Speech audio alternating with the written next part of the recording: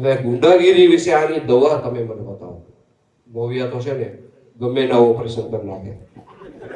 હવે આ ગુંડાગીરી આપણે નાબૂદ કરવાનું હું અહીંથી એલાન કરું છું. 30 વર્ષ પહેલા મેં નાબૂદ કરી.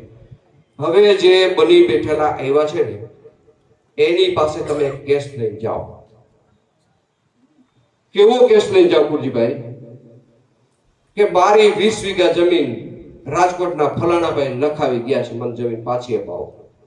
જો એ જમીન પાછી અપાવે ને એટલે કાલની તારીખ હું ધારાસભ્ય પદ તરીકે રાજીનામું અપાવી દઉં. શેની વાતો ઠોકો છો તમે? અને તમને ગોંડલની પીડા હિતવી નજીક આવી એટલે 22 એવો હોત તો સારું હતું. હાલો 22 સુધી 5 વર્ષ તમને દે, તમે સીધી પીડા. અને ગોંડલ માટે 182 માં ક્યાંય નહીં. મને એ વિચાર થાય છે કે ચૂંટણીનો વિધાનસભાનો સમય નજીક આવે તો બહારના લોકોના પેટમાં તેલ કેમ રેડાય છે? 182 માંથી ગોંડલ એક જ કેમ? એનું કારણ શું?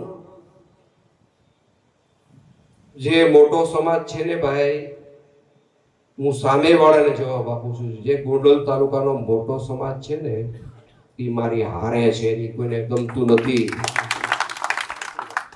મને દીકરા તરીકે સ્વીકારે છે ને એ બીજા કોઈને ગમતું નથી. અમને સ્વીકારો.